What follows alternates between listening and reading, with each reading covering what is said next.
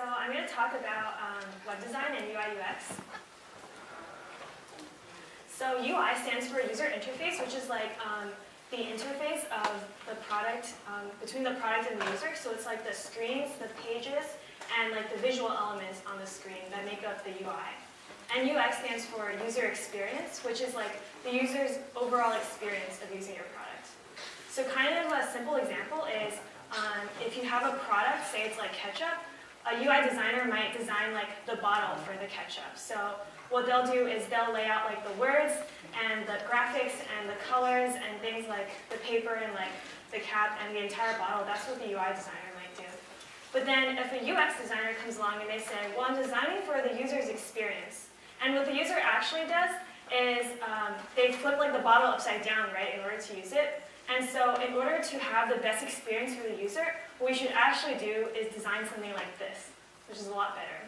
And so when you're designing for your application, you really need to think about both the UI and the UX. So you need to like make sure things are like laid out nicely and prettily, as well as make sure that you give the user the best experience. So more concretely, a few things that user experience designers think about are like research. So they'll research how users actually use the product. And then based on that, they'll draw out sketches in wireframe, like in the lecture before this.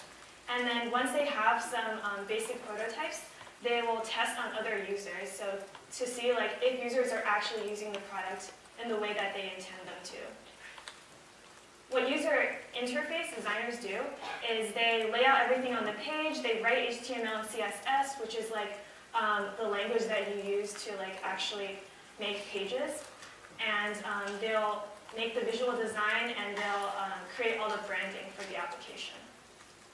So this is kind of an example where it's like kind of more something that you'll actually deal with. If you're making like a registration form, it might start out like something like this. You have all the information that you want to get from the user. And then when you're thinking about UI, you might say, well, I think I should move some of like the things in this registration form around. Maybe I should give it some sections so that it's easier for users to process what's in this registration form. And so by the end of that, you might have a registration form that looks something like this. And then when you're thinking about the user experience, well, you're like, well, users hate long registration forms.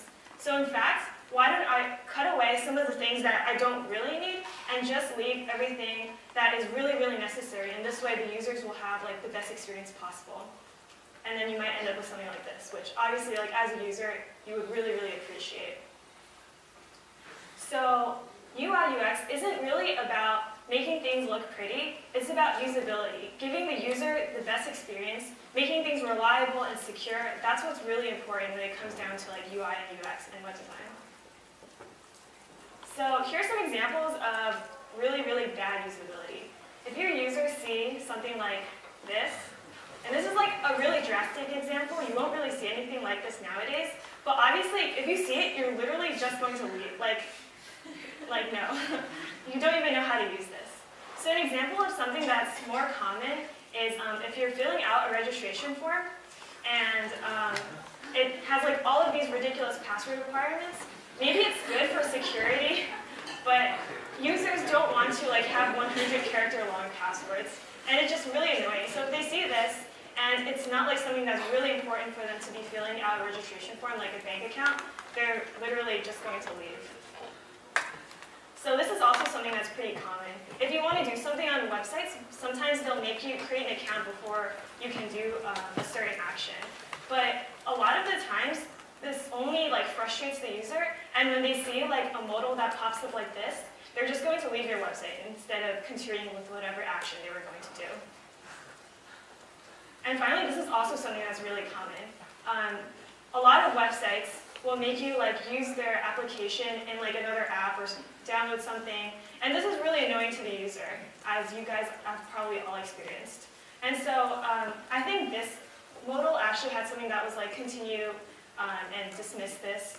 But if you see something like this, it's just a mild annoyance, and it's something to keep in mind when you're designing for your application.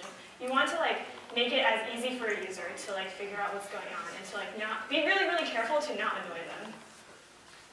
Okay, so what should you do? I'm going to go through some elements of good usability, and then you will learn what you should do.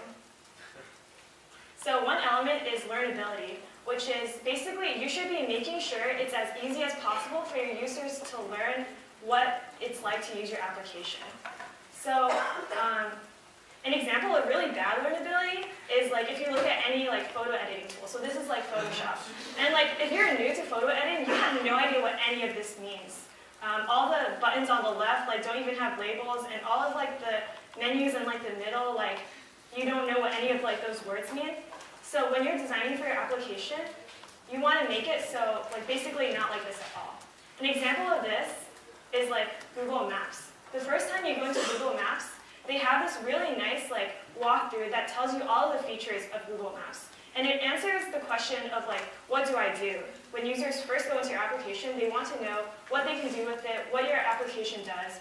And a good way to do that is what Google Maps did, which is to like create a quick walkthrough, showing you all the features. And sometimes users will like use an application for like months or years, and they won't know about like a really, really useful feature. And so a good way to prevent this is by having this like quick walkthrough, which is like, oh, this is everything that you can do. So now like once this is done, I'm never going to show you this again, and you'll know how to use the application. And here's another example.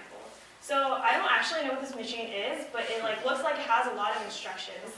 And so what the designer has done here is they've like laid everything out with really, really easy to read instructions, and they've numbered everything in like really, really big numbers. So it's really easy to tell like this is what you do first and next and then last.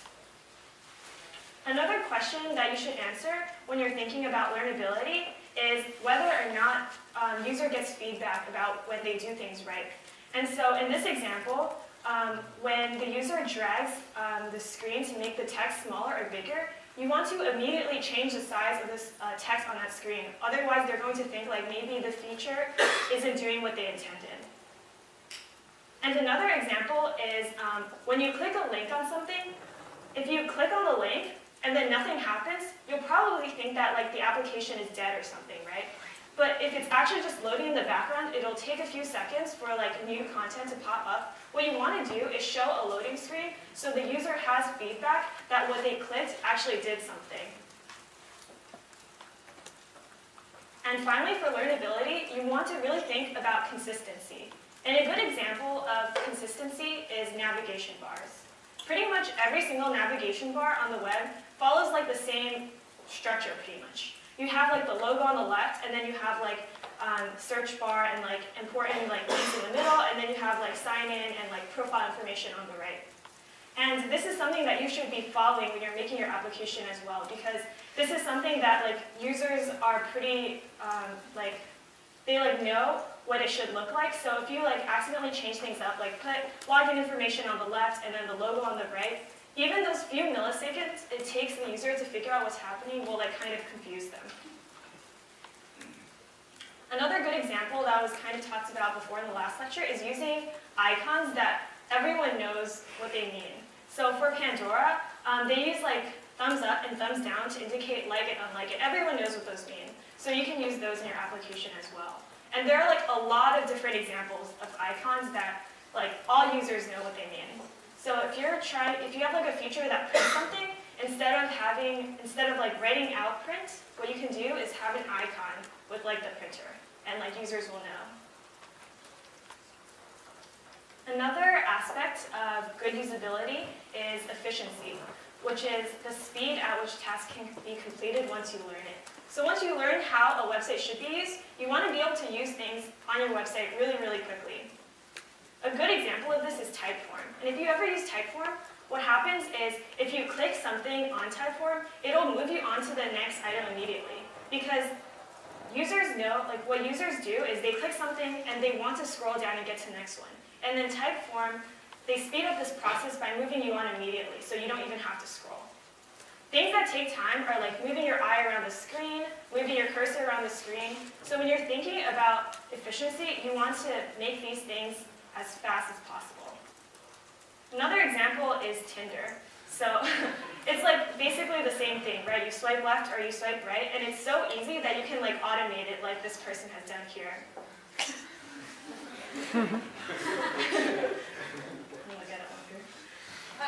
So another aspect aspect of good efficiency is the less words that you have there, the better. Because users really don't like to read things. And a lot of times they won't even read everything you have on.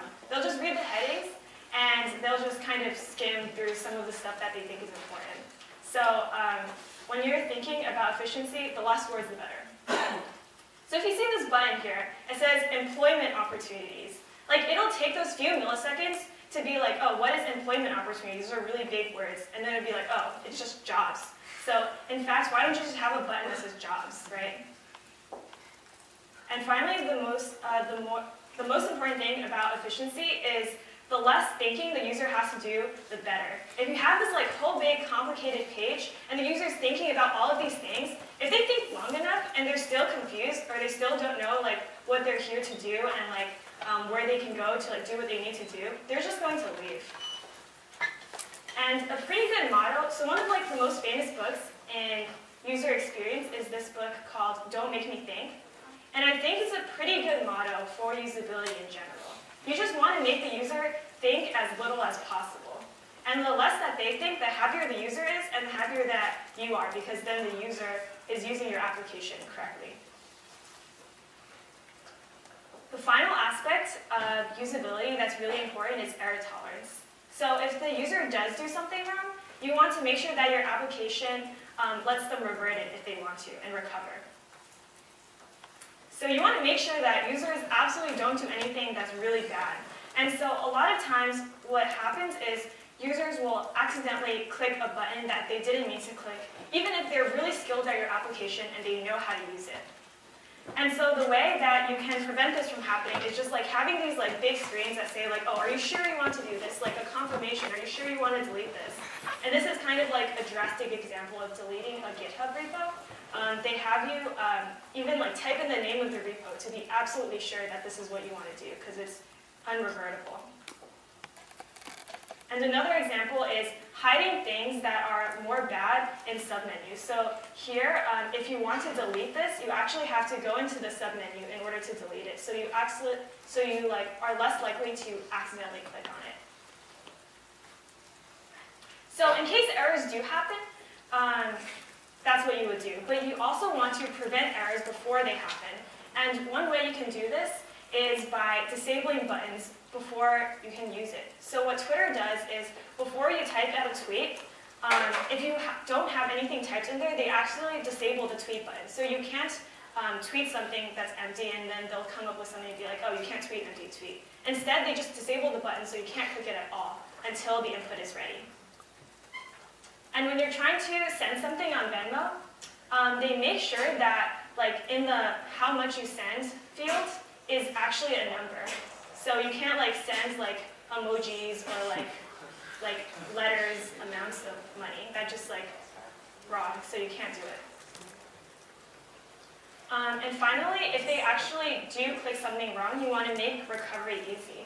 So a lot of times users will accidentally delete an email or something like that, and you want to make sure that when that happens, you can revert to that action.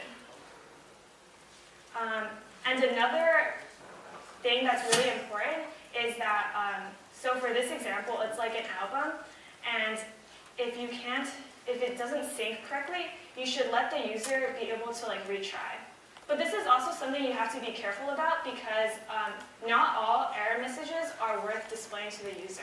If you have like an error message that's like, oh, I can't connect to the internet, but this application doesn't need to connect to the internet, you don't need to tell the user this until it's like absolutely crucial to tell them. So those are the main aspects of usability, but it's also important to keep in mind that usability and like design is about designing for humans. You're not designing for robots, and humans have like a lot of emotion. So a story about this is Airbnb. This is what their website used to look like in like 2009 and 2010. And if you look at this, it's kind of like sketchy looking. It kind of looks like something you wouldn't really trust. Like Craigslist or like those like really like newspaper ads, I guess. And so what Airbnb did was they like gathered all of their best designers and they were like, okay, so what we need to do is build trust, because we're sharing our homes, and in order to share your home, you really need to have a lot of with the website and with the users of your website. So now if you go to the Airbnb website, it'll actually look like this. And when you first come to this website, it says welcome home. And welcome home is like, it's really safe, it's something that you really trust. And then the bottom, those are actually videos. And it kind of tells you about like the experiences that other people have, their adventures. And it's just something that you can really envision yourself doing. And it feels more safe and more comfortable. They also came up with like this like new story for their logo. Like people plus places plus love plus Airbnb. That's what their logo is supposed to mean. And if you look at this story, this design story, it just makes you go like, oh my god, this is so cute. Like this is something that I feel comfortable with and I would trust. And their new listings look something like this. And this gives a lot of focus on the actual place that you're going to be looking at for Airbnb. And if you see a picture like this, you just like want to imagine yourself there. You can kind of imagine yourself at home. And this just makes users feel a lot more comfortable. So another thing that Airbnb did was, if you look at these listings, you'll see like there's a heart there, right? Before they didn't have this heart. Before, if you wanted to like save a listing to view later, you clicked a star, and then like the star would represent the new like wish listing. But then Airbnb designers thought that a heart would be more personal, like, oh, I actually love this listing. And what they found when they changed it from a star to a heart was that engagement with this feature went up by 30%. So now let's do some actual designing. And I'm going to quickly introduce you to some elements of like graphic and web design. So when you're thinking about actually designing your application, one really important thing is layouts. And you should always be following standard layouts. Here are a few that a lot of different websites use. You have like the logo on the top, and you have like the sidebar, and you have like navigation bar and the footer on the bottom. There are a lot of different layouts, and you should try all of them to like see like what fits your application best. You should be using grids when you're thinking about layouts, because grids are something that's really, really comfortable for users, and a lot of websites have them, like evenly spaced, evenly sized grids. And when you're thinking about like libraries to use for your application later, a lot of them have a grid foundation, so it's really important to start thinking about it early on. It's really important also when you're thinking about layouts to have more white space. A pretty common beginner mistake is to think that like, oh, I'm going to like pack as much information as possible so that the user can like see everything at once. But it's actually more important to give your user a lot of breathing space and to make things as clean, as simple as possible.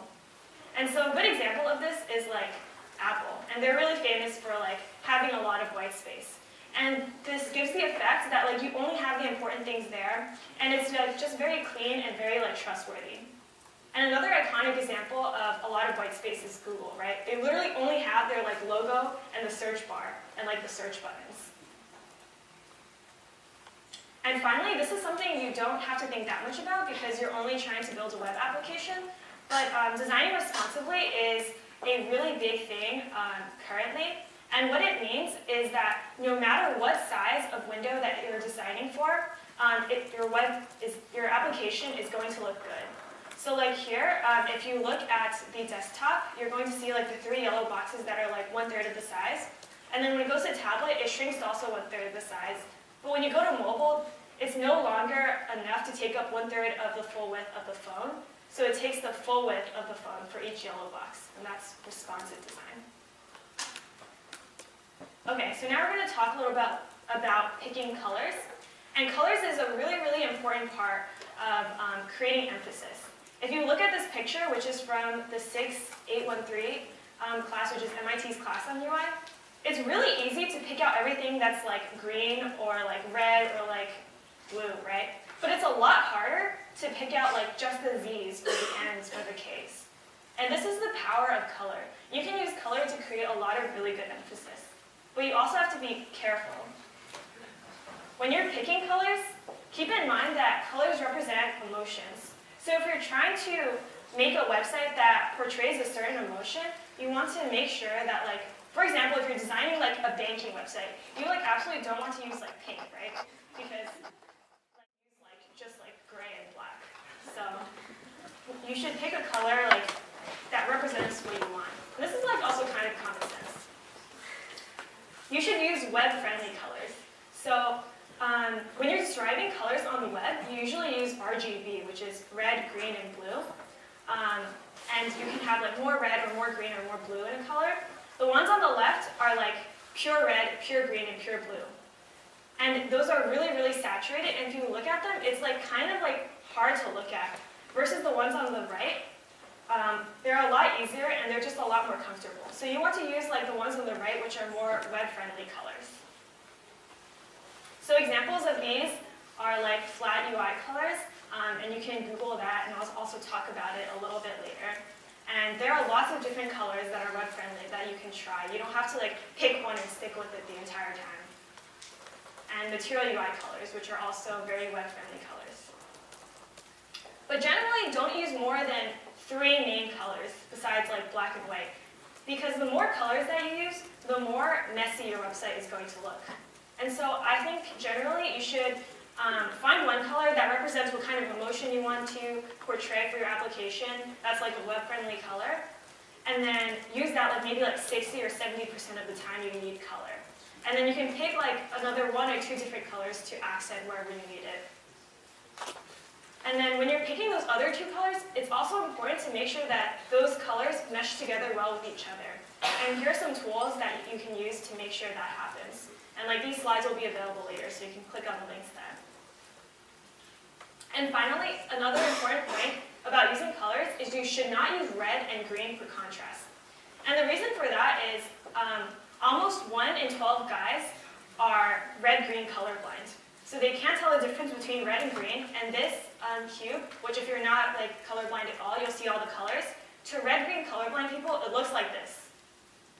And that's why you shouldn't use red and green for like contrasting like different options or anything. So another important aspect of graphic design is fonts, which also kind of represent emotion. So you really need to think about your font choice when you're designing your application. So a really quick introduction to typography. You have sans serif fonts and you have serif fonts. And serif fonts are just fonts that have like the little thingy sticking out of like the ends of the letters. Serif fonts are like Times New Roman, Garamond, Georgia, and they're good for long text or a more like traditional look for your application. Sans serif fonts just like don't have those like little thingies sticking out of like the end of the words. And they're like Arial, Helvetica, Verdana, that kind of stuff. In general, for your web application, you should always be using sans serif fonts, in my opinion, because sans serif fonts give a more modern look.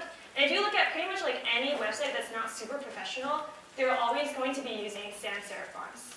So unless you have a good reason to be using serif fonts in your application, just go with sans serif. And finally, another category is script or decorative fonts. You should use these like really, really sparingly because if you look at them, they're really hard to read. And like I said before, users don't really like reading. So if you make it so that all your body text is in script or like decorative font, none of it will ever be read by any of your users. So you should only use it for like headings or like really, really special things. So these are 2 fonts, Comic Sans, Papyrus. You should never ever use because these are just fonts that like web designers really look down upon and like a lot of users really, really dislike. If you use them, Pusheen will be sad. Here's another big list of fonts that you should never use. These are like most of like the Windows default fonts. So if you're a Windows user, you probably recognize most of these. And yeah, just like don't ever use any of these fonts. Another reason that you shouldn't use these fonts is that these are like all Windows fonts, right?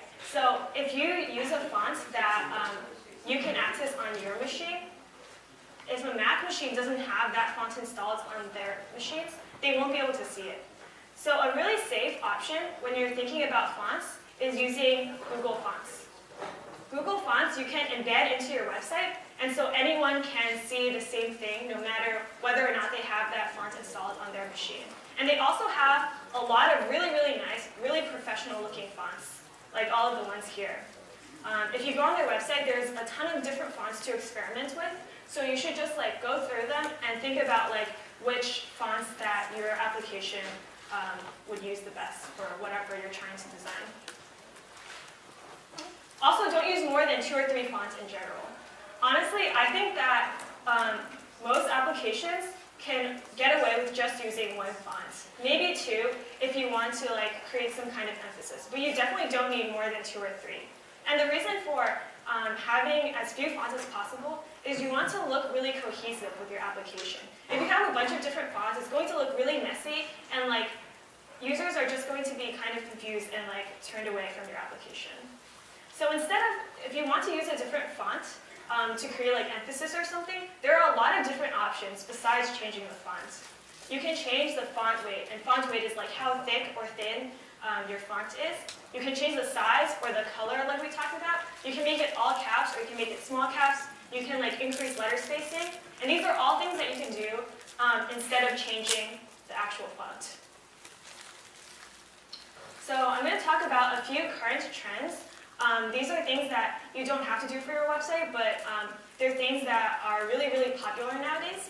So if you're thinking about design, there are a good amount of like standards out there, and one standard is flat UI. So flat UI was made really popular by Apple. If you look at iOS, it's pretty much all, or it used to be like more flat, and you see like no shadows, like the borders are very deliberate. It's only for like certain things like inputs, and overall it just kind of looks like everything's like laid on each other in one dimension.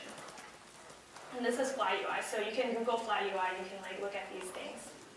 And material design is another design standard that was made really popular by Android and Google. So if you look at material design, they also have like the standards, which is having things in different dimensions. So material design does have things popping out, so like permissions is more important on the screen, so they give it this big drop shadow. Another current trend that's really popular is parallax scrolling. If you look at this image here, it like looks really cool, but all that's happening is the background is scrolling at a different rate than everything in the front that's scrolling. And so there are a lot of libraries to do this, and you can include this in your application as well. So here's another example of parallax scrolling that's a little bit more complicated, and it's like horizontal. All the buildings are like moving at different rates at once, and at the end, it like all converges.